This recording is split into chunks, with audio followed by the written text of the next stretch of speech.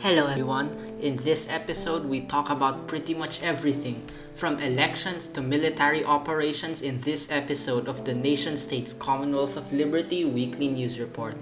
Due to my break, this video will be longer than usual as it will cover most of the things I missed. Before we get started, I would just like to ask everyone to subscribe in order to make sure the news you receive is as up to date as possible as opposed to 2 weeks late. Without wasting any time, let's get right into it. Firstly, following an enemy ambush on the Borneo Space Center in Indonesia, Operation Dawn, an Indonesian military operation, was executed. A force of 1,550 infantry, 30 Leopard 2A4 heavy tanks, and the supporting armored personnel carriers attacked an enemy mountain base which was rumored to be a base of operations for guerrilla forces in North Borneo. The attack was successful, ending in minimal casualties for the Indonesians.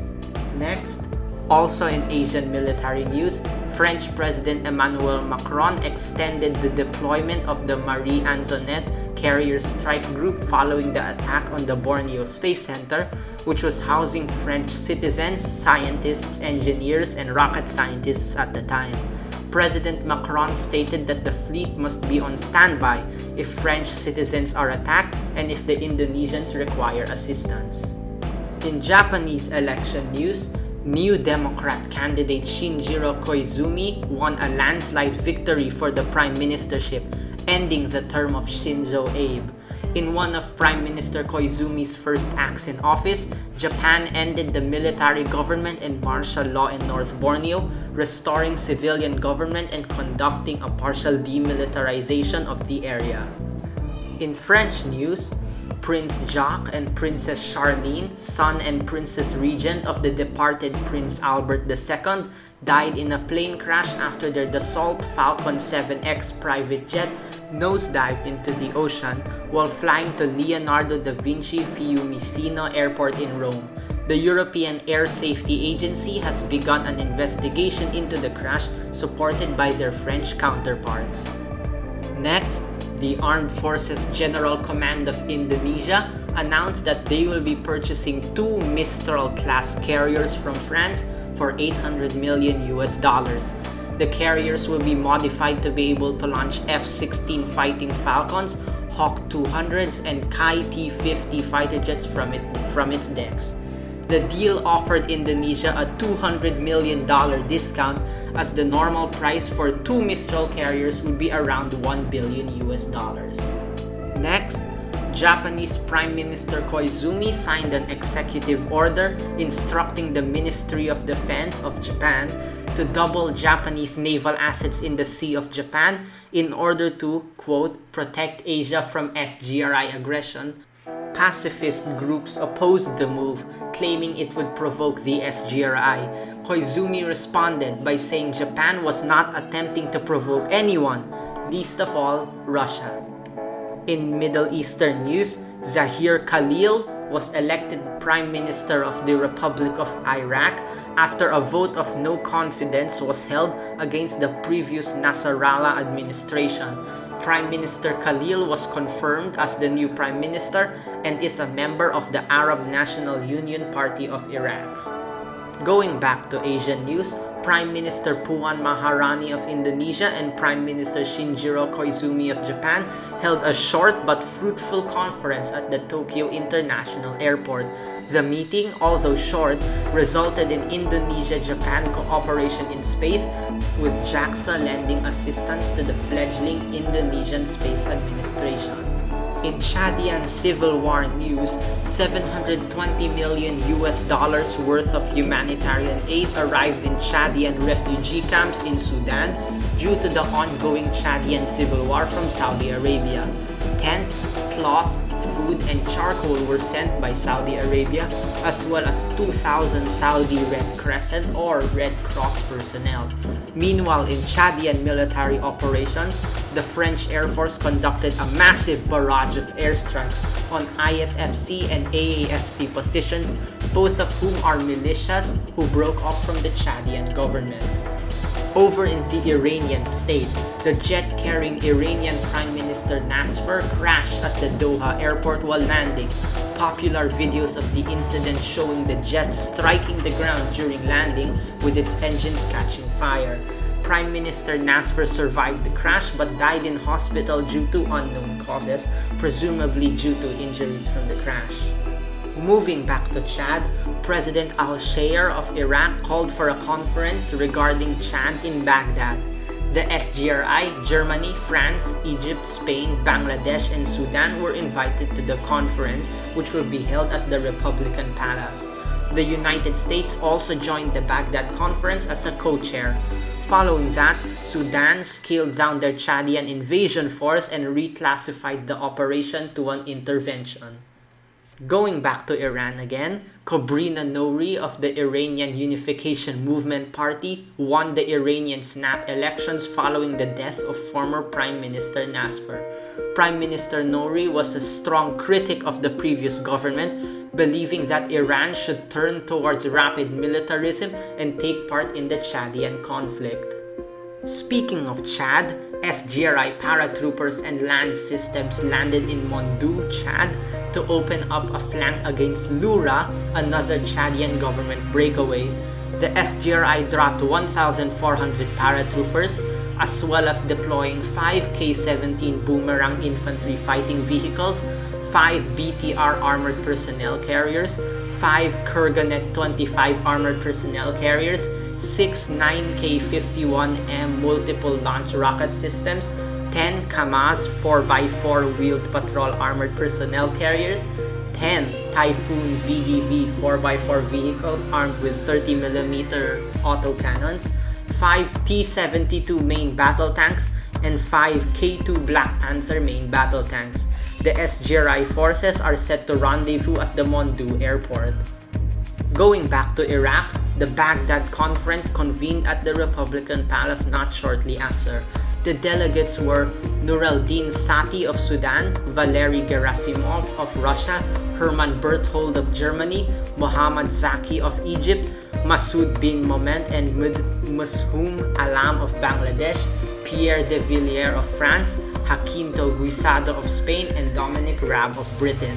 The delegates made their opening statements and began their important job of attempting to make peace in Chad. Foreign Minister Retno Marsudi of Indonesia also attended the Baghdad conference as an observer. Moving to North Asian news, tension began boiling between Japan and Korea after Korea demanded the return of the Dokdo Islands or the Liancourt Rocks. The Korean Navy sent 3 destroyers toward the island, where they skimmed the border between Japan and Korea. In response, Japan sent 4 guided missile destroyers, 1 aircraft carrier, and 2 destroyers to the Liancourt Rocks.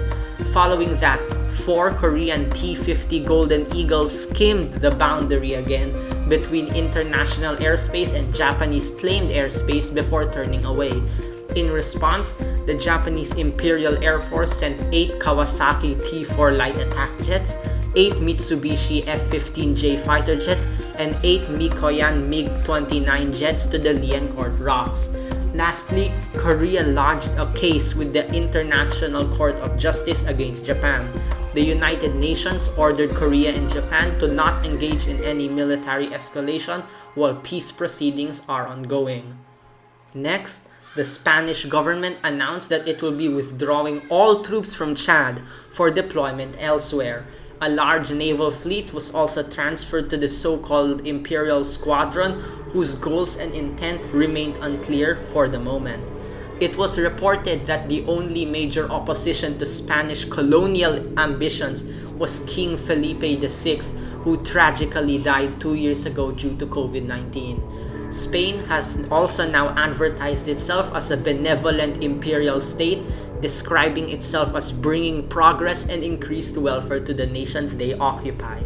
Following that, the United Nations issued a condemnation of Spain and her actions, which was signed by Iraq, France, the UK, Sudan, Indonesia, Egypt, Saudi Arabia, Germany, Sweden, Japan, Finland, and the state of La Plata.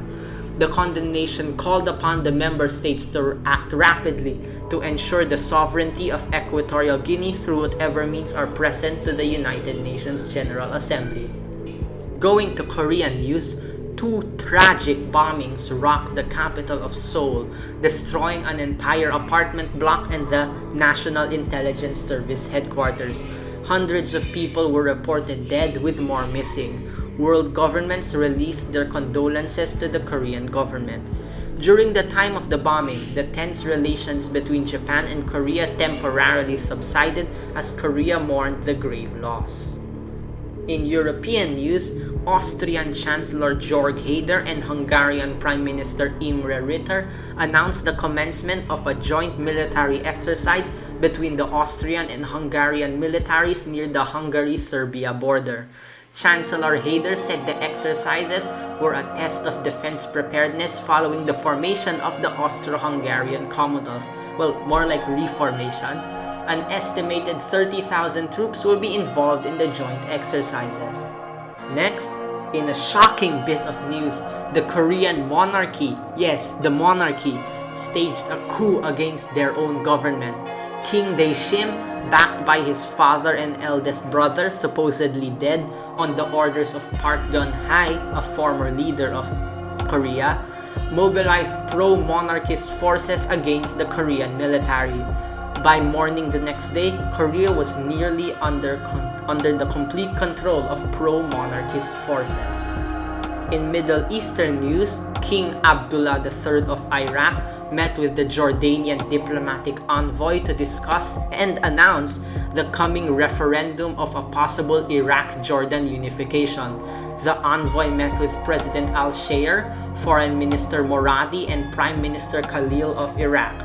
The vote will be held within the next month in both countries, after which it will require approval from both countries' legislatures. In African news, a Spanish fleet off the coast of Cartagena, supposedly on naval drills, commenced an attack on Moroccan defense forces along the coast. This event triggered the start of the Spanish invasion of Morocco. Spain ferried 120,000 troops and 3,000 armored vehicles from the Spanish mainland to Morocco to assist the invasion forces. The attack was met with intense criticism from foreign nations, especially those in Indonesia, the United States, Germany, France, and the Middle East. Going to South America, on April 3, 2023, La Plata suffered a devastating loss when a conspiracy led by Secretary Director Parilli of the La Plata Intelligence Service assassinated Daniel Scully, Minister of Corporations, Michelle Mandrake, Vice President and wife of the President, General Citizen Recruiter Alberto Staris, and President Mandrake himself, who we mentioned, I think, in the first video. Going back to Morocco, the Arab League, consisting of Egypt, Sudan, and Iraq, announced their intervention in Morocco against Spain. The League planned to send the Egyptian 4th Armored, 19th Infantry, 6th Armored, and 3 Egyptian anti-aircraft artillery brigades, as well as 1 Sudanese infantry division, totaling 40,000 troops. The intervention never really occurred after Egypt was blamed for multiple terrorist attacks in Spain, Iraq, and Iran, and was later bombed by the SGRI in a so-called bloody nose tactic. Following the bombing, US President Joseph Biden announced that the United States will be upholding the defense treaty between Washington and Cairo. 80,000 American troops have already been deployed to Egypt, as well as the Aegis Air Shield. The 5th and 6th fleets have also been activated and sent to Egypt. The Pentagon also announced its intention to build up a naval monitoring task force in the Suez Canal zone. And that pretty much wraps up everything we have for the past 3 or so weeks. As a side note, Prime Minister Koizumi of Japan was ousted from power after he was found guilty for embezzlement. He was then replaced by Shinzo Abe ally Yoshide Suga of the LDP party. Koizumi was sadly found dead at his house in Canada shortly after. Also sadly, Tsar Vladimir Putin of the SGRI also passed away peacefully. his will stated that the SGRI be disbanded and the states within be given independence. Anyways, remember to like and subscribe for more content, and this has been Skynautics signing off.